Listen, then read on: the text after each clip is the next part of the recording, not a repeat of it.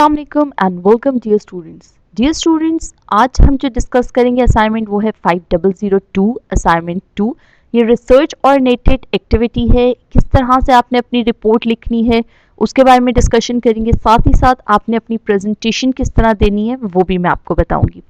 आपका डिजिट 0 से लेकर 9 तक कोई भी है आपके रोल नंबर का लास्ट डिजिट, आपके लिए वीडियो इक्वली इफेक्टिव रहेगी और आपको क्लियर कट इन्फॉर्मेशन देगी कि किस तरह से आपने अपनी रिपोर्ट को ऑर्गेनाइज करना है, कौन सी हेडिंग्स यूज़ करनी है, किस तरह से कोई ऑर्गेनाइजेशन सेलेक्ट करके उस पर प्रैक्टिकल स्टडी करनी है। सो चलते हैं अपनी असाइनमेंट 2 की तरफ। असाइनमेंट 2 में जो पर्टिकुलरली टॉपिक फॉर डिस्कशन मैंने सेलेक्ट किया है वो मैं आपको बता देती हूँ, लेकिन मैंने आपको जैसे कि बताया कि आपका रोल नंबर का लास्ट डिजिट कोई भी है और आपका टॉपिक कोई भी है, ये असाइनमेंट आपके लिए हेल्पफुल ही रहेगी। So last digit 0 proposals topic है, मैंने सेलेक्ट किया है फॉर डिस्कसिंग।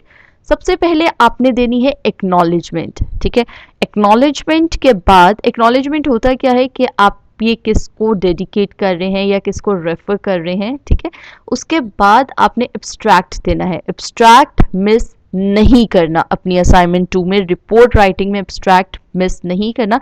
एब्स्ट्रैक्ट होता क्या है, ये एक शॉर्ट सी समरी होती है कि आपने अपनी असाइनमेंट में क्या इंक्लूड किया है। ठीक है, इसके बाद हम बात करेंगे, इसके बाद टेबल ऑफ कंटेंट्स आ जाएंगे। आपकी जो थर्ड हेडिंग है वो टेबल ऑफ कंटेंट्स आ जाएंगे।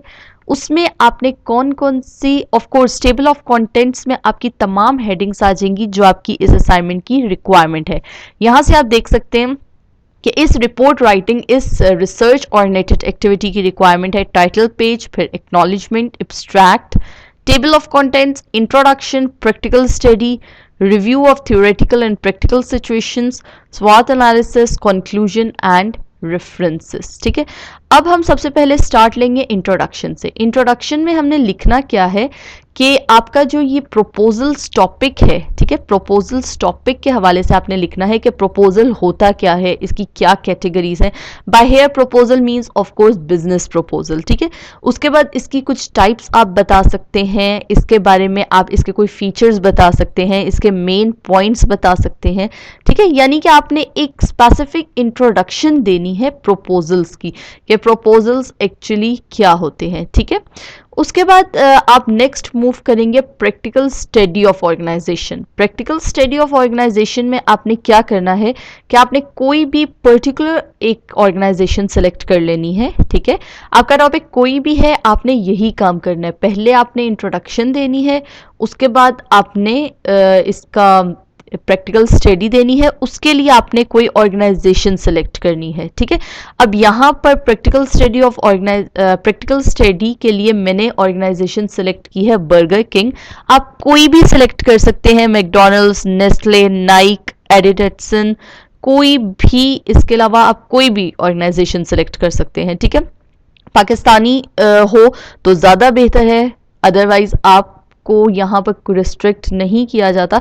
कुछ असाइनमेंट्स में रिस्ट्रिक्टेड है कि आपने पाकिस्तानी ऑर्गेनाइजेशन ही सिलेक्ट करनी है, and it's better to select organization of Pakistan. ठीक है, पीएसओ है, उसके अलावा बहुत सारी ऑर्गेनाइजेशन हैं, थाउजेंड्स मिलियंस ऑफ ऑर्गेनाइजेशन हैं जो आप सिलेक्ट कर सकते हैं अपनी प्रैक्टिकल स्टडी के लिए। ठीक है, यहाँ पर मैंने बर्गर किंग यूज़ किया है। बर्गर किंग में किस तरह से प्रपोजल्स यूज़ किए जाते हैं और उसकी मार्केटिंग में किस तरह इफेक्टिव रोल प्ले करते हैं वो मैं इसमें डिस्कस करूंगी। ठीक है, सबसे पहले तो जो मैंने ऑर्गेनाइजेशन सेलेक्ट की है उसकी इंट्रोडक्शन दे देंगे। ठीक है, उसके बाद बिजनेस कम्युनिकेशन प्रपोजल्स या simply business proposals burger king पे किस तरह से इफेक्टिव होते हैं वो मैंने यहां पर एक्सप्लेन किया है। ठीक है, आप बर्गर किंग के अलावा कोई भी ऑर्गेनाइजेशन ले सकते हैं, उसमें आप ये डिटेल एड अप कर सकते हैं, क्योंकि मैक्सिमम ऑर्गेनाइजेशंस के लिए बिजनेस प्रपोजल्स या प्रपोजल्स इसी तरह से इफेक्टिव होते हैं। ठीक है, ग्रुप डायनामिक्स में हेल्प आउट होते हैं, हेल्प करते हैं, उसके अलावा मैनेजमेंट में बहुत हेल्पफुल साबित होते हैं स्टेक होल्डर्स के लिए। तो ये हेडिंग्स आप इंक्लूड कर सकते हैं, आप कोई भी ऑर्गेनाइजेशन सेलेक्ट करें। ठीक है, उसके बाद नेटवर्क्स के लिए, बहुत कम्युनिकेशन के लिए बहुत इंपॉर्टेंट होते हैं। Proposals are the best way of communications. ठीक है, और उसके बाद आपने एक छोटा सा कंक्लूजन इसमें दे देना है। फिर हम मूव करेंगे review of theoretical and practical situations में। 5001 असाइनमेंट 2 में मैंने बताया कि प्रैक्टिकल और थियोरेटिकल सिचुएशंस क्या होती हैं, उनको आपने किस तरह से लिखना है। ठीक है, अब यहाँ पर ये जो प्रपोजल्स हैं ये किस तरह से प्रैक्टिकली इंपॉर्टेंट है फॉर द सिलेक्टेड ऑर्गेनाइजेशन। ठीक है, स्पेसिफिकली यहाँ मैंने बर्गर किंग सिलेक्ट किए, तो उसमें किस तरह से इफेक्टिव हैं, क्या रोल प्ले करते हैं और क्या इनकी प्रैक्टिकल एप्लीकेशन है। ठीक है, उसके बाद आ जाता है स्वॉट analysis, mean strength, weaknesses, opportunities and threats.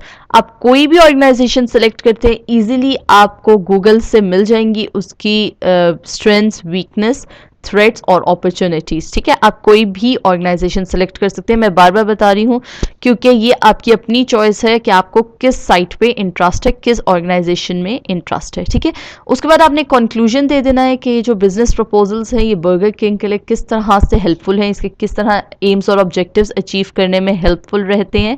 ठीक है, और किस तरह से उसके बाद रिकमेंडेशंस कुछ दे देनी है कि अगर हम इस ऑर्गेनाइजेशन को मजीद इम्प्रूव करना चाहते हैं तो किस तरीके से कर सकते हैं। ठीक है, ये आपका आ जाएगा conclusion and recommendations. At last आपने रेफरेंसेस देने हैं, रेफरेंसेस आपके एपीए फॉर्मेट में ही होंगे। होप सो आपको ये क्लियर होगी कि आपने अपनी रिपोर्ट लिखनी किस तरह है। अब बात कर लेते हैं प्रेजेंटेशन की। आपकी प्रेजेंटेशन प्रिपेयर होगी पावर पॉइंट पे, उसमें भी सेम हेडिंग्स ही इंक्लूड होंगी, लेकिन ऑफ कोर्स इतनी डिटेल नहीं लिखते उसमें।